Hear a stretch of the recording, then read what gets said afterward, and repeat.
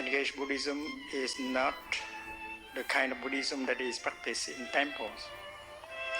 It must be practiced 24 hours a day.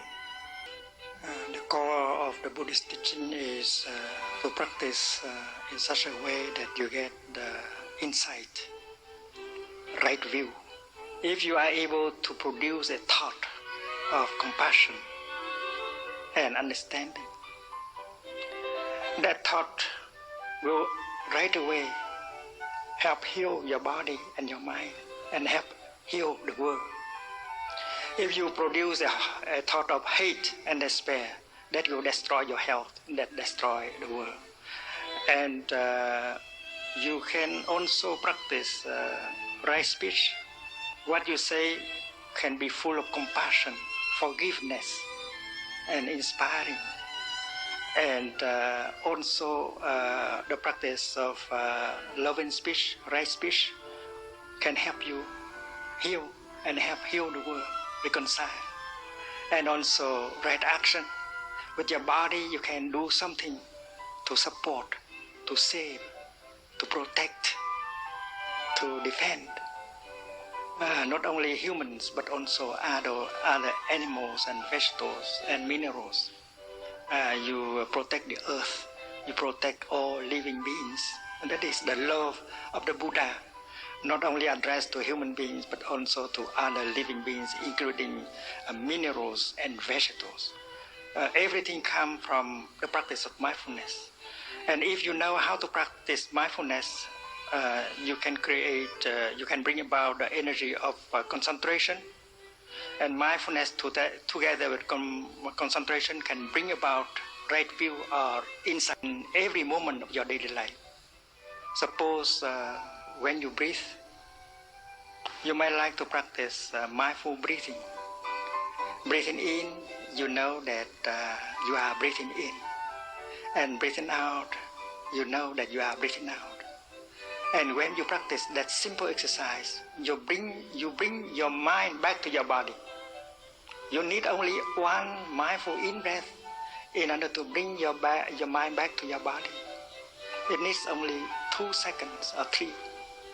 And you are there, mind and body together in the here and the now. And you can touch the wonders of life that are in you and around you for your nourishment and healing. That is the first exercise proposed by the Buddha on the Sutra on mindful breathing. And every one of us, Buddhist or non-Buddhist, can practice easily if we know how important that practice is. When you love someone, what kind of gift you want to make to him or her? What is the most precious gift? It's not money.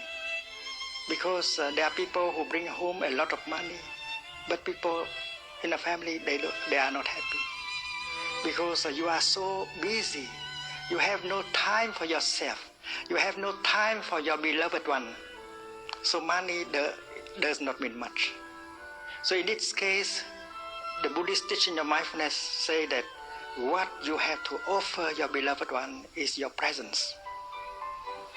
Your pleasant, peaceful and loving presence. And that can be obtained by the practice of mindful breathing. With one in-breath alone, you can bring your mind home to your body. You may release the tension in your body. You become more peaceful. And releasing the tension in your body, releasing the pain in your body is the object of the third and fourth exercise of mindful breathing recommended by the Buddha. Breathing in, I'm aware of my body. Breathing out, I smile and recognize the presence of my body. That is to bring mind back to body. The fourth exercise, breathing in, I release the tension and reduce the pain in my body. These exercises are engaged Buddhism. And you can practice while sitting on the bus, when driving your car. You can bring your mind home to take care of your body. You release the tension and reduce the pain in your body.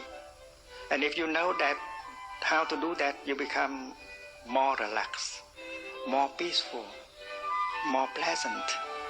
And when you are like that, you go to your beloved one and you say, darling, you know something? I'm here for you. I offer you my presence. And how can you love unless you are there?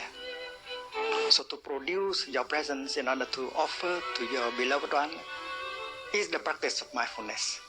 And everyone can do it. Even if your beloved one is in the office, you can practice that also. You can call him, and before calling him, you have to practice mindful breathing to release the tension first, so that your voice will be sweet and pleasant. And then you say, hello, darling, you know something? I'm here for you. That is a mantra that can have an effect right away. And we know how to release the tension and reduce the pain in our body, because medicines are not enough to heal. If you allow your body to relax, and that is an exercise proposed by the Buddha. If with the relaxation, the sickness in your body can go away more quickly, and the relaxation, the practice of relaxation, allow the healing to take place more quickly. And then the fifth exercise of mindful breathing is to bring about a feeling of joy to you and to your beloved one. Breathing in, I bring in a moment of joy, a feeling of joy to myself and to my beloved one. And this is possible. When you breathe in mindfully,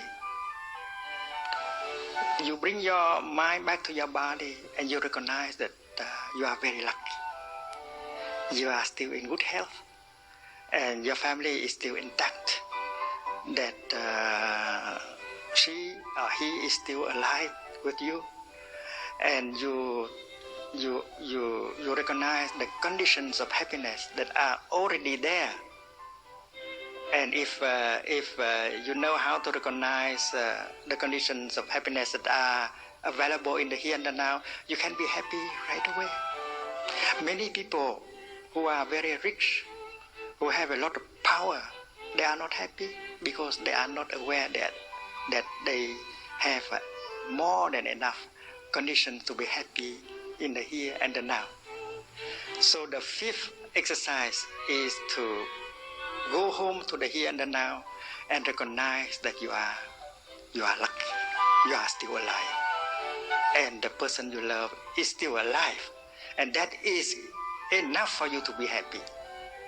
And you can help remind your beloved one that both of you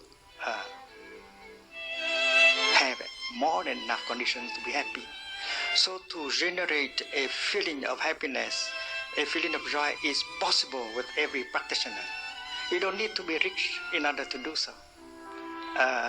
In the Buddhist practice, we know that happiness depends more on our inside mental condition than on conditions outside. And that is why for a Buddhist practitioner, to generate a moment of happiness, to generate a moment of joy is possible at any moment. You can make this present moment a moment of happiness. I still remember two things. The first thing I remember is that Thich addressed the real issues of our time. The second thing, that is engaged Buddhism. The second thing is that he said that Buddhist psychology may be a wonderful door to bring Buddhism to share with the West. And I have listened to him. I have used Buddhist psychology as a door to penetrate into the Western culture. And we have organized many retreats for psychotherapists, psychologists, and so on. And they have learned a lot from the Buddhist teaching on the mind. Transformation at the base is possible. And I think we can offer Buddhism we can offer a lot of contribution to the understanding of our mind. Buddhism can support neuroscience, and we have also organized retreat for neuroscientists and other scientists, and we see that Buddhism has a lot to offer to our modern society, and that is not a doctrine, a theory, but applied Buddhism. Because the scientists, they need the practice of Buddhism in order to release the tension in their body, to have better concentration and mindfulness, so that they can discover more things in the realm of science. And that is why we can answer to your question that the practice of mindfulness can be shared with non-Buddhists, and in every realm, in the field of medicine, in the field of law, in the field of psychotherapy, and so on. And mindfulness, if practiced deeply, will bring concentration. And strong, powerful concentration can help us to have a breakthrough, and we have that kind of insight that can liberate us from suffering, from afflictions. So the core Buddhist practice is mindfulness, concentration, and insight, smriti, samadhi, prajna, and on that base, the practice of other part of the Eight Noble Truth become possible.